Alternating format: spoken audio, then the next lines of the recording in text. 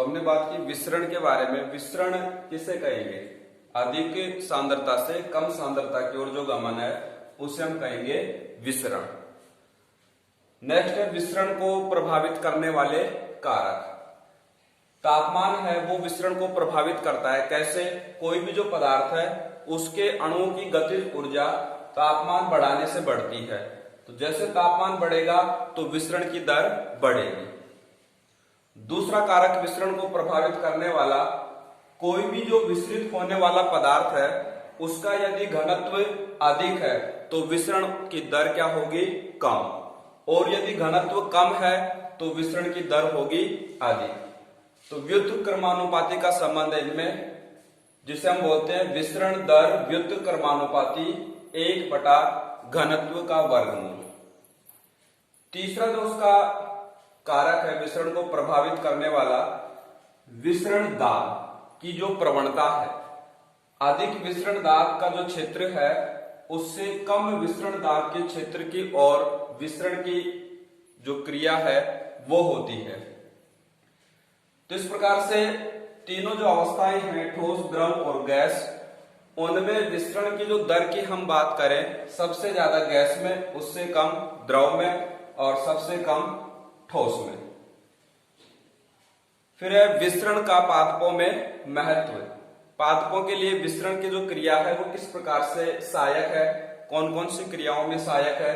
तो जो gas exchange होता है, O2CO2 का आदान प्रदान होता है, उसमें जो विसरण की क्रिया है वो सहायक है।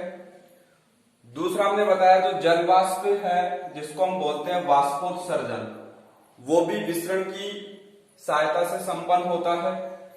तीसरा जो खनिज लवणों का निष्क्रिय अवशोषण है, निष्क्रिय का अर्थ है जिसमें ऊर्जा की आवश्यकता नहीं उपयोग में होती हो, ऊर्जा की आवश्यकता नहीं होती हो, तो वो है निष्क्रिय अवशोषण। तो निष्क्रिय अवशोषण है उसमें भी सहायक है कौन? विसरण। तो ये है पादपों में विसरण के महत्व। फिर नेक्स्ट टॉपिक की हम बात करें पारगम्यता। कोई भी जो पदार्थ है किसी कोशिका में प्रवेश करता है और बाहर निकलता है, तो ये जो प्रक्रिया है वो पारगम्यता कहलाती है। और पारगम्यता है वो कोशिका झिल्ली के जिस गुण पर निर्भर करती है। कोई भी पदार्थ है उसमें कोशिका में, कोई भी पदार्थ है उसका कोशिका में प्रवेश व बाहर निकलने की जो प्रक्रिया है, ठीक है, और ये जो प्रक्रिया है कोशिका झिल्ली के जिस गुण पर निर्भर करती है उस गुण को हम क्या कहेंगे? पारगम्यता। पारगम्यता के आधार पर हम झिल्लियों की बात करें तो मुख्य रूप से 3 प्रकार है। एक चौथा प्रकार भी हम बताएंगे अपारगम्य। तो वो किस आधार पर परिभाषित है, उसके कौन कौन से उदाहरण है? तो पहला जो टाइप है पारगम्य, कि कोई भी विलय और विलायक है वो दोनों उस परत के आर पार आ जा सकते हैं, तो उसको हम क्या बोलेंगे? पारगम्य बोलेंगे। और इसका उदाहरण है कोशिका भित्ति। कोशिका भित्ति से विलय और विलायक दोनों आर पार आ जा सकते हैं। दूसरी है चयनात्मक पारगम्य। चयनात्मक पारगम्य कौन सी है? जो विलायक के अणु हैं उनके लिए तो अधिक पारगम्य हो और जो विलय के अणु हैं उनके लिए कम पारगम्य हो, तो उसको बोलेंगे चयनात्मक पारगम्य। इसका उदाहरण है कोशिका झिल्ली। पारगम्य कोशिका भित्ति, चयनात्मक पारगम्य उसका उदाहरण है कोशिका झिल्ली। अर्ध पारगम्य, जैसा कि हम कई बार पढ़ते हैं कोशिका झिल्ली, अर्ध पारगम्य, चयनात्मक झिल्ली।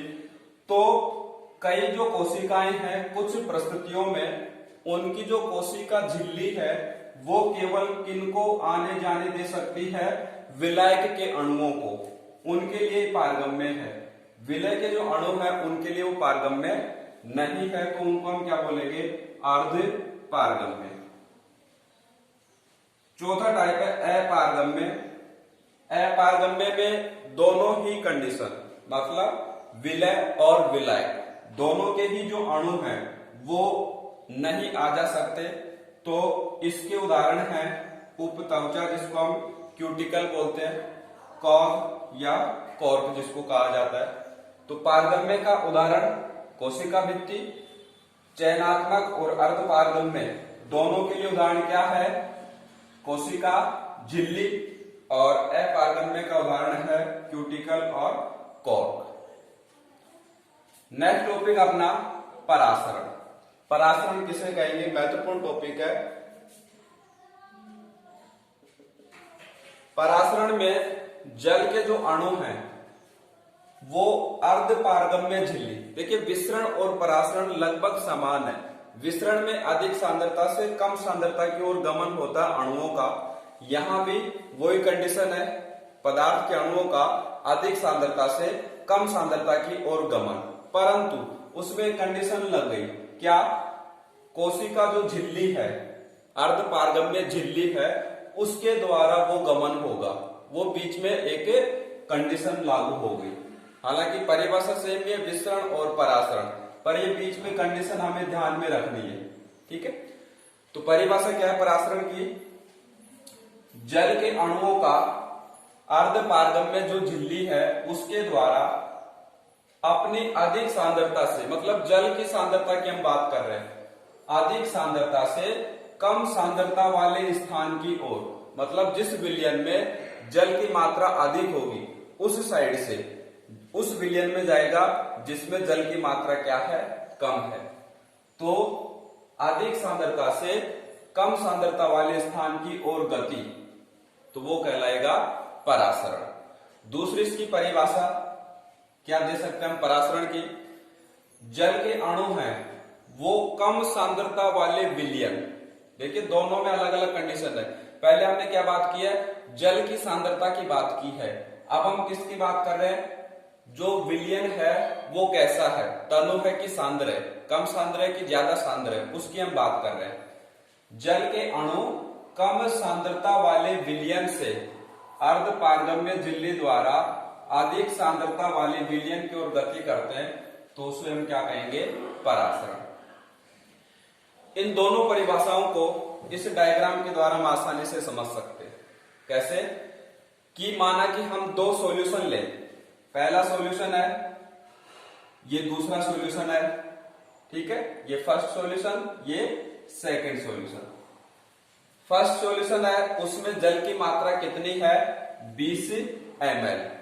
जो विलायक है, विलय जो घुलने वाला है, उसकी मात्रा कितनी है? 80 ml। तो जल तो कम है और विलय क्या है?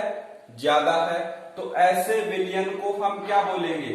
अधिक सांद्र विलयन बोलेंगे, ठीक है। अब दूसरी साइड में आए, सॉल्यूशन जो सेकंड है उसमें क्या है?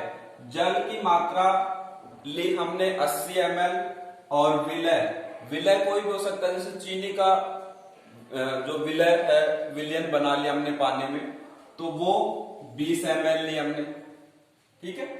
तो जब जल ज्यादा हो और घुलने वाला विलय है वो क्या हो? कम हो, तो ऐसे विलयन को हम क्या बोलेंगे? कम सांद्र। दूसरा इसको हम तनु भी कहते हैं। भाई इसकी तुलना में तो क्या है? कम सांद्र है, तनु भी हम इसको कह सकते हैं, ठीक है। अब जल किस दिशा से किस दिशा की ओर जाएगा, उसमें ये दोनों परिभाषाएं स्पष्ट हो जाएंगी। सेकंड सॉल्यूशन से जल इधर जा रहा है, फर्स्ट सॉल्यूशन, ये अर्ध पारगम्य झिल्ली हो गई, और ये हमने शो किया है कि जल के अणु सेकंड सॉल्यूशन से कहां जा रहे हैं? फर्स्ट सॉल्यूशन में जा रहे हैं, ठीक है।